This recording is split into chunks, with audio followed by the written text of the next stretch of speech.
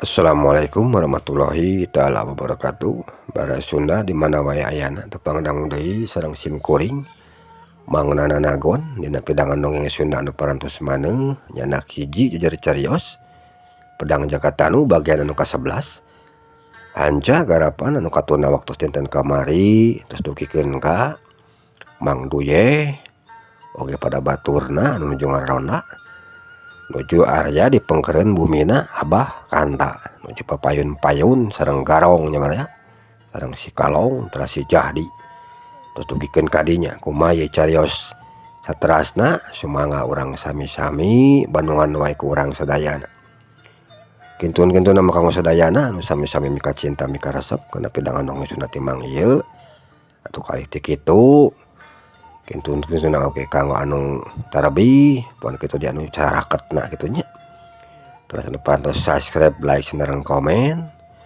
mangaturkeun nuhun oge anu saterasna manco dina payunan handphone padangukeun kana pedangan dongeng Sunda timang ieu mangaturkeun nuhun saageng-agengna. Mudah-mudahan ieu carios sing sakedik ageungna aya pulunganeun kanggo urang sadayana baranya pamita aya mah piceun sing tebih atuh mang nyungkeun diapunten bilih wae nu kasebutna menuju alit kasebat asma saparentosna dewasa kasiniran lakuning perlampahan ku ieu carios anu damel ku mang sakali diulah kirangnya ageng hapunten ka mang baraya sumangga supados teu nyangkolong teuing kana waktos jejer carios pedang Jakatanu bagian ka-11 ku Mang Sujadi teraskeun deui wilujeng ngadangukeun.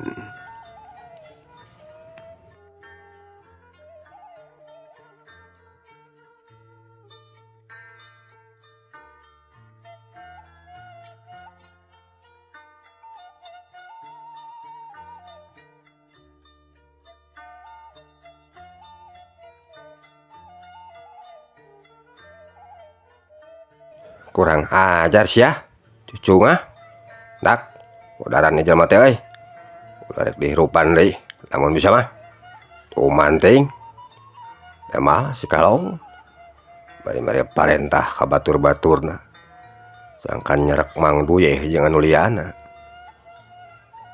kalem anu kieu mah Kalong bagian dewek atuh awas rasakeun saya ceuk si Jahdi bari jeung mendingan sakilat luncat ka hareup narajang ka Mang Duye ku peureub katuhun anu buleud rek dipake ngahanca kana puceulik cenah Mang Duye. Mang Duye nu memang ti tadina keneh oge mana mah geus taki-taki barang nenyo musuhna narajang ku peureub katuhuna rek ngarah kana puceulik kencana Mang Duye mana rikat nakis pigelang leungeun katuhna si Jahdi ku pikelang leungeun kencana yauk keduk dua tulang diaradu menising kereduk mata kelinu ngadengena sanggeus Mang Duye hasil nakis kana panarajang nalawan mana rikat kacecekeun dampal suku katuhuna ka hareup kana dadana si Jahdi nu eta keur nampu di hareupeun manehna atuh teu anta parah deui hiau cebrot dada si Jahdi kancap pisan ku dampal suku katuhuna Mang Duye cengkang si Jahdi awakna ngacengkang ka tukang kalayang blak nangkarak pengkang dina salureun taneuh ari tongong jeung bujurna titeneut pisan kana lemah tapi teu ieu dirasa sigana teh kanyeri mah korjat si Jahdi mana geus hudang deui tuluy mencrong ka Mang Duye nukur ngapedega di hareupeun manehna teu lapok si Jahdi kadenge nyarita kurang ajar sia nyaan hayang modalna teh ceuk si Jahdi bari tuluy luncat deui ka hareup narajang ka Mang Duye ku dampal suku katuhuna anu geus ngacilepung ka luhur rek dipake ngahanca kana gadona Mang Duye. Mang Duye mah teh cicingeun rikat narik sirahna ka tukang nyingkahan dampal suku nalawan tius dampal suku katuhuna si Jahdi mendingan tius dina hareupeun beungeutna pisan Mang Duye plos nyamos ngakan angin. Mang Duye sangsna hasil nyingkahan kana panarajang ngelawan. Mana rikat maju salengkah ka hareup. Bari ngayunkeun peureub katuhuna kana careham kencana si Jahdi anu karek nencak pisan suku katuhuna kana taneuh. Si Jahdi mana teu kaburu ngakiwar. Atuh hiau cebrod. Careham kencana si Jahdi kancap pisan ku tenggelan peureub katuhuna Mang Duye. Aduh, salontod awak si Jahdi ngoloyong katebeh katuhu. Ku Mang Duye teu diantep. Tuluy disulut tepus ku nyabetkeun dampal suku katuhuna. Kana puceuli kencana si Jahdi anu awakna keur nyolontod. Hiau cebrod. Puceuli kan kencana si Jahdi kapeupuh pisan ku dampal suku katuhuna Mang Duye. Soloyong, bro. Awak si Jahdi namru dina saleureun taneuh. Tuluy humaragung ngarasakeun kanyeri balas dicecer ku Mang Duye. Ari si Kalong marang nanyo si Jahdi geus namru. Jeleng mana loncat ka hareup narajang ka Mang Duye. Ngacecekeun dampal suku katuhuna anu geus meunang ngalempong kana dadana Mang Duye. Mang Duye hadena mana cingeus. Tuluy ngakilekeun saeutik awakna katebeh kenca. Ngapuang panarajang tinu jadi lawana. Bari ngetigeun dampal leungeun katuhu kana sukuna si Kalong nu keur ngalayang ka hareup. Hiau cebrod salontod. Awak si Kalong nyalontod ka hareup kabawa ku tanagana sorangan. Ku Mang Duye tuluy disulut tepus ku ngakepotkeun leungeun katuhuna kana cukang irungna si Kalong nu keur nyeruntul awakna ka hareup. Hiau cebrod. Kena pisan kana cukang irungna si Kalong. Dangheuak. Sirah si Kalong ngadangheuak ka tukang. Ku Mang Duye teu diantep. Mang Duye tuluy ngasupkeun tur katuhuna kana hulu angeunna si Kalong anu keur ngacarik jeug awakna ka tukang. Gerakana Mang Duye lumayan kawilang cepet. Hiau cebrod. Hulu angeunna si Kalong kancap pisan ku tur katuhuna Mang Duye. Kalong ngahanyu awakna jeung nyepeng kana hulu angen anu karasana seueul lain lumayan. Geus kitu ditimpah deui ku Mang Duye. Ku ngetigeun leungeun katuhuna kana pundukna si Kalong anu awakna keur rada bongkok ka hareup. Hiau cebrod. Soloyong. Bro, awak si Kalong namru dina saleureun taneuh. Bajeng pupuring isan kitu teh nahan kanyeri. Ari batur-baturna si Kalong harita keur area keneh di jero ngon. Merek nyarokot kana barang-barang berharga milikna Abah Kanta jeung pamajikanna. Keur maranehna mah jadi teu parukuh tungtungna teh. Sabab di luar kadenge aya Ronda nu keur tararung jeung pada baturna. Tuluy maranehna nyalampeurkeun deui kana janela.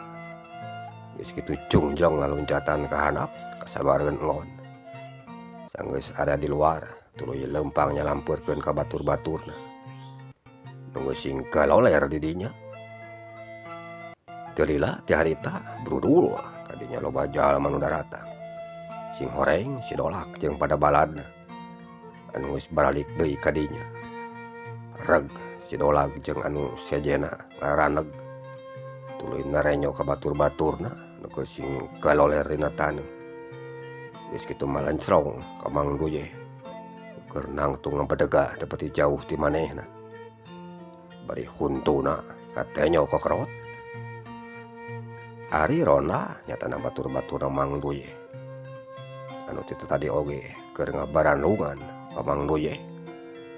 Barang nenyo Mang Duye keur pada nyampeurkeun ku musuh-musuhna. Maranehna oge teu cicingeun. Tuluy laluncatan ka hareup nyalampeurkeun ka Mang Duye.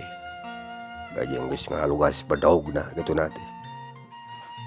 Sanggeus araya di sagigirna Mang Duye. Pok si Nut kadenge nyarita. Nah teh kudu naon Mang? Tanya si Nut. Henteu Nut. Mamang mah teu kudu naon. Ngan ayeuna wayahna ku wilaing pangambarejaan heula. Ronda nu keur aya di pos. Oge pangurus lembur anu aya di urang jeung kade ulah poho. Bejaan oge aki pancanya sabab ieu garong teh lain saeutik tapi loba geuningan. Ayo ayeuna mah barejaan heula kitu, ceuk Mang Duye nitah ka si Enut sangkan ngambarejaan heula ka nu sejena. Nya Mang, keun kukuring ayeuna mah rek dibarejaan heula nu sejena nya. Moal si Enut geus kitu teu loba deui ngomong manehna, berengbeng lumpat ti dinya. Lumpat murung etan bae teu sirikna notog-notogeun maneh. Batingkuh hayang buburu nepi ka pos ronda. Mereka bejaan ka Aki Sardi jeung anu liana. Cag urang tunda heula si Enut nu keur lumpat muru ka pos ronda baraya. Ayeuna urang nyaritakeun Abah Kanta anu harita keur aya keneh di jero imahna. Barang ku Abah Kanta kabireungeuh lamun garong nu keur araya di tepas hareup teh geus singna leos ti dinya muru ka satukangeun imahna. Abah Kanta mana tuluy ngarawel kana ruyung kawung anu disaranekeun dina bilik. Geus kitu leumpang muru ka ngona. Sanggeus nepi ka ngon di dinya kasampak aya pamajikanna nu keur sare bari ngarengkol nu kangen ka manehna. Ari jandela ngona katenya geus molongo. Abah Kanta mana leumpang nyampeurkeun ka pamajikanna. Gek diuk dinarik sisiris bang. Tuluy ngaguyah-guyah awak pamajikanna bari pok kadenge mana nyarita. Ambuna, udang ieu. Ih, ari geus sariti. Sok poho kana sagala. Kumaha lamun imah kahuruan teh mah geus mata kabulung we murunan.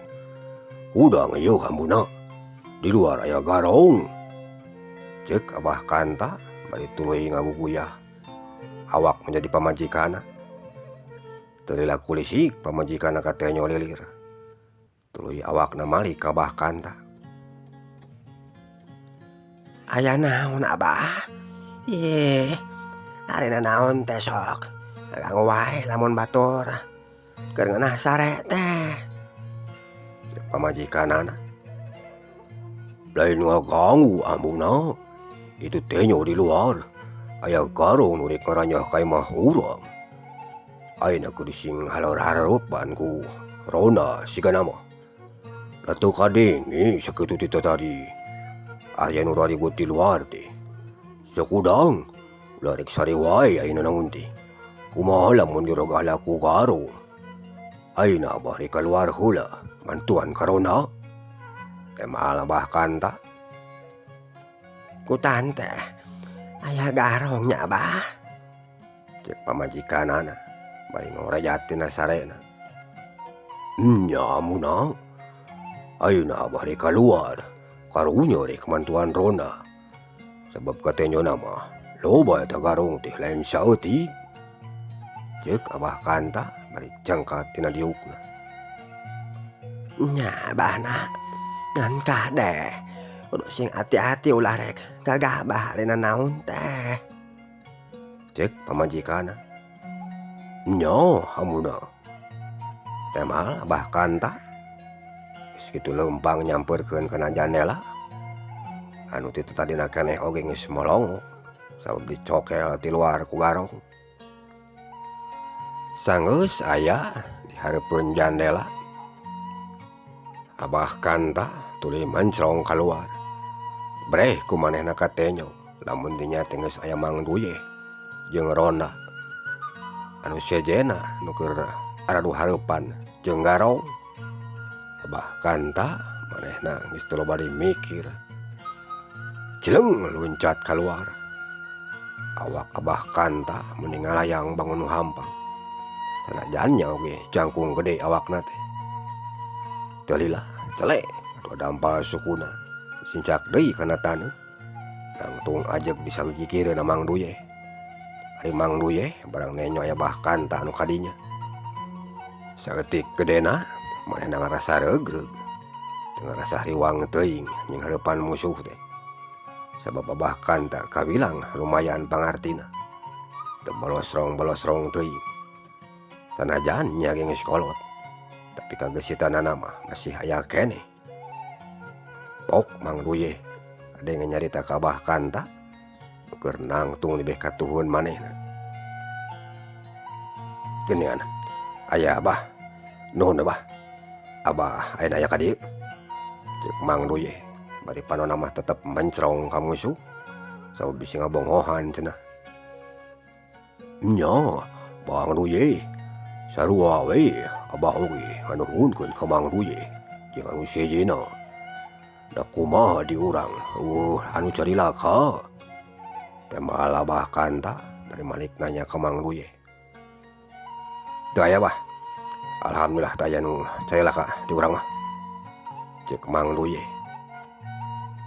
Nya, syukur we ari nu carilaka mah dari para pangurus jeung warga anu sejena geus dibarejaan atawa acan Mang Duye. Lamun di lemur urang teh keur aya garung ayeuna, ceuk Abah kanta nya deui ka Mang Duye. Atos Bah, name teh abdi taas nitahan heula ka Sinut sangkan ngawartosan ka anu sejena Bah, temal Mang Duye. Nya, syukur ari geus dibarejaan heula mah. Ta ayeuna hayu urang ringkus we garong teh, ceuk Abah kanta. Mohon Bah, urang ringkus we mah. Badak, ayo urang cangkala kabeh ieu garong teh, ceuk Mang Duye mere parentah ka batur-baturna. Atuh geus kitu mah ter Mang Duye katut Abah kanta jeung Ronda nu sejena tararung jeung Sidolak pon kitu deui jeung pada baturna. Sora tina bedog anu diaradu sing palentrang mata linu kadengena bajeng ngaluarkeun kembang seuneu. Kaayaan peuting harita anu aya di eta lemur nu tadina ti sieun teh jadi rame ayeuna mah kudu tararung anu sing corowok jeung sing kareblik dampal suku anu narincak kana taneuh. Awor jeung sora nu sing karoak balas kakeunaan ku panarajangna lawan. Cag urang tunda heula nu keur tararung di satukangeun imahna Abah kanta baraya. Ayeuna urang nyaritakeun deui Ki Dobleng jeung pada baturna nu keur ngaceralankeun pagaweanana. Harita Ki Dobleng jeung anu liana geus hasil nyarokot kana perhiasan jeung barang-barang berharga di salah sahiji imah milik saurang warga anu aya di eta lemur. Malah mah karek kaluar pisan ti eta imah teh. Ki Dobleng jeung pada baladna sanggeus maranehna hasil tuluy singaleos naringgalkeun eta imah. Da leumpang muru ngaler maksudna marek balik deui ka tempat anu urut tadi anu mimiti asup kadinya. Tapi karek oge sababaraha jauh leumpangna ti imah anu diraranjah ku manehna teh. Hawar-hawar ti kaanggangan ku maranehna kadenge sigaya sora jalma nu keur sing jorowok jeung sora bedog nu sing palentrang diaradu atuh reg. Ki Dobleng jeung anu sejena ngareurunkeun heula lengkahna bari ngadedengekeun kana datangna eta sora. Teu lila pok Ki Dobleng kadenge nyarita ka batur-baturna. Dak, ari kumaha nih kadarenge atawa henteu ditebeh kulonon ieu lemur sigaya jalma nu tararung euy. Moal lamun Sidolak mah kitu jeung anu sejena nu keur tararung jeung urang lemur euy, ceuk Ki Dobleng. Nya sigana mah Sidolak nu keur tararung teh Ki Dobleng.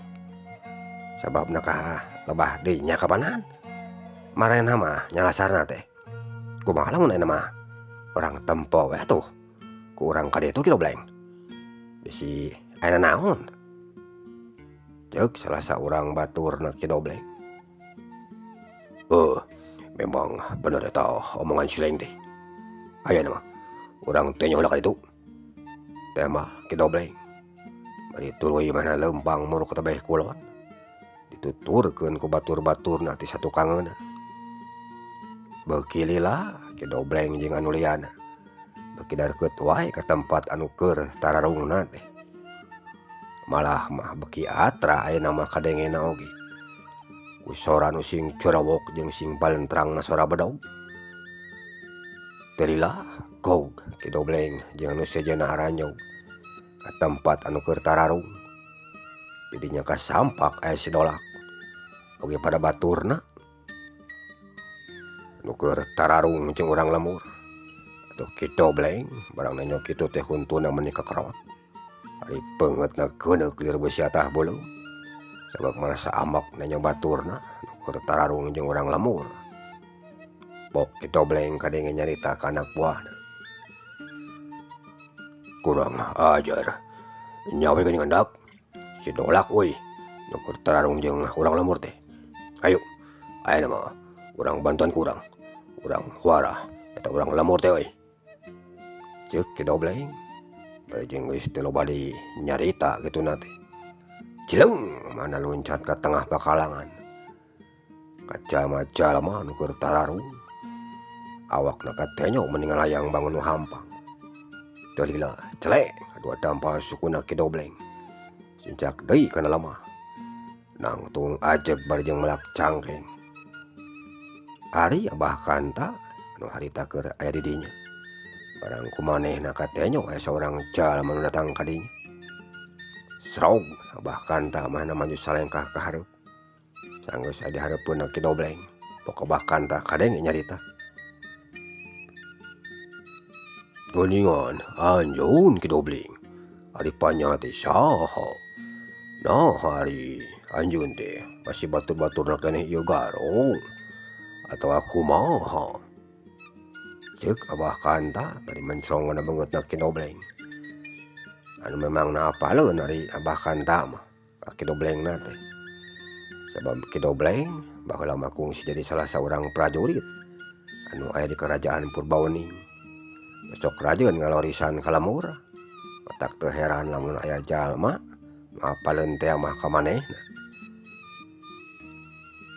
Nah, anjeun make jeung buat apal geuningan kana ngaran dewek. Sari anjeun teh, colot.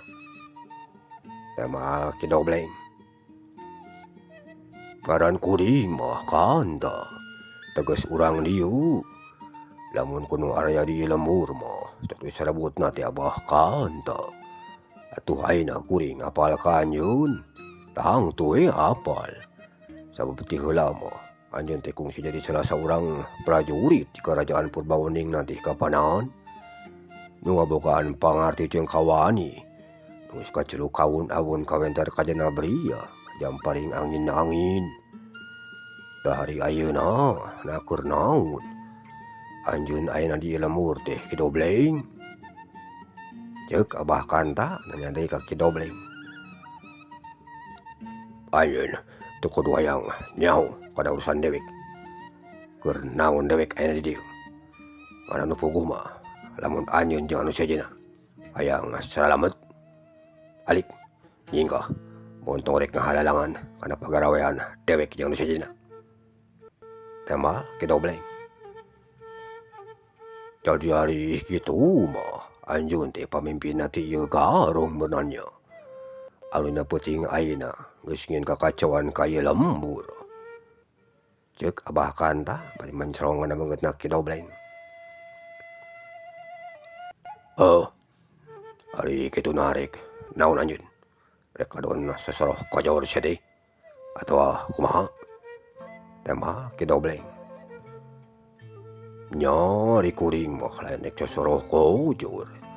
Tapi rek nyegah kana kalakuan anjeun jeung batur-batur anjeun nu geus nirca wani nyokot nu lain hakna. Tah kitu kidobleng. Ceuk Abah Kanta. Kurang ajar sia. Make jeung kumawani nyarita serebok kitu ka dewek. Awas. Rasakeun ayeuna mah. Rasakeun yeuh. Ceuk kidobleng bari sabraut ngarajang ka Abah Kanta. Nyepakeun dampal suku katuhuna. Kana suku kencan Abah Kanta nu keur nangtung dina taneuh. Maksudna marek dituar ti handap. Tapi Abah Kanta manu ge lain jalma tah atah. Cileung Abah Kanta loncat ka luhur. gahan kana panarajangna tinu jadi lawana bari nyepakeun main oge dampal suku katuhuna kana sirahna Ki Dobleng. Dius lep Ki Dobleng ngalepkeun sirahna ka handap. Plos panarajangna ti Abah Kanta nyamos ngakan angin. Cele kadua dampal sukuna Abah Kanta tincak deui kana lemah. Cileng Ki Dobleng luncat ka hareup bari nyammerkeun dampal leungeun katuhuna. Mana careham kencan Abah Kanta. Abah Kanta manarikat nakis kana pigelang leungeun katuhuna Ki Dobleng. Ku pigelang leungeun kencana. Yau, gedug. Dua pigelang diaradu. Ki Dobleng manarikat kacecekeun dampal suku katuhuna. Kana dadana Abah Kanta anu keur muka. Gerakanna kasida cepetna. Ku Abah Kanta teu kaburu kagiwarkeun. Atuh hiuk cebrot jengkang awak Abah Kanta jengkang ka tukang kalayang blak nangkarak pengkang dina salureun tanu. Tapi teu lila mana nangis hudang deui korajat Abah Kanta nangtung renghap narik napas jerona bari mencrong ka Ki Dobleng nu keur ngapedega di hareupeun manehna. Ayo kaluarkeun kawis ya pangarti teh pira aku kariku sakitu oge geus namruk ceuk Ki Dobleng setengah anggap enteng ka musuhna. Kuring aku kana kageusitan anjeun Ki Dobleng tapi ulah waka gede hati sabab kuringna oge can kunaon temal Abah Kanta. Aram cadas ya wahina kadewek awas buat kehidupan daya nama siapa dewek ceuk Ki Dobleng bari melotot ka Abah Kanta. Masalah hirup jeung paeh mah lain urusan anjeun Ki Dobleng. Sok-sok we urang jajal deui angguran ayeuna mah temal Abah Kanta sening teuneng ludeung. Awas rasakeun di sayu ceuk Ki Dobleng jeung meningan sakilat. Manehna geus luncat deui ka hareup narajang ka Abah Kanta. Ku kempuran kadua pereupna anu buleud jeung butbet nyammeran kana puceuli jeung kenca katu nyammeran kana puceuli kenca jeung katuhuna Abah Kanta. Abah Kanta mana teu cicingeun tuluy ngagunakeun ruyung nu keur dicepengna dipake narakisan kana kadua pigelang leungeun jadi lawan. Tapi tetela pigelang leungeun Ki Dobleng teh teuas labatan karang. Sanajan geus ditarakisan oge ku ruyungna Abah Kanta. Ki Dobleng mana teu kerel-kerel. Kalahkah leuwih cepet ngayakeun seranganna teh. Atuh Abah Kanta lumayan ngarasa ripuh. Ari kudu narakisan jeung nyaringkahan tuluy-tuluyan wae mah panarajangna ti Ki Dobleng. Abah Kanta mana tuluy unur-unuran. Bajing teu nyadar lamun disatukangan manehna teh aya lombang nu sok rajeun dipake ari sakalian ngadurukan daun anu garing ku manehna. Barang suku kencan Abah Kanta ninca kana eta lombang kaleong awak Abah Kanta ngagaleong kebrus. Abah Kanta ti kebrus kana lombang datang dina kaya nangkarak cakakak Ki Dobleng seuri mendingan gagak bangun nunguna yang serikeun ka Abah Kanta nu keur nangkarak bangkang dina jero lombang. Ari beungeutna pinuh ku lebu urut tina durukan. Mangos we di dinya sia keur papatkeun capek modar angguran ayeuna mah ku dewek rek sakalian dijajapkeun meh gampang sia kari ngubur we ceuk Ki Dobleng mari tuluy ngawatak kana pangawasana ngerahkeun sakabeh tenaga jero anu aya dina awakna dialirkeun kana pereup katuhu maksudna marek ditenggeleulkeun ka Abah Kanta ku tenggeulan jarak jauh rengse mapatkeun campe pamakena cileng Ki Dobleng luncat beuni luhur jeung geus tatan-tatan rek nenggeuleun pereup katuhu kana awakna Abah Kanta nu kenang karakternya sejeron lomang. Tapi memeh kidobleng bisa nengelkeun beureup katuhuna. Di satu kangen abah kanta teu kanyahoan. Jala saurang jalma nu loncat ka luhur mapagan awakna kidobleng. Bari ngacecekeun dampal suku katuhuna kana dadana kidobleng. Anu awakna keur ngalayang di luhur. Yau, cebrot. Jengkang awak kidobleng ngajengkang ngatukang. Kalayang. Awakna ngalayang ngatukang. Teu lila korobas. Awak kidobleng ninggang kana rungkun anu araya didinya.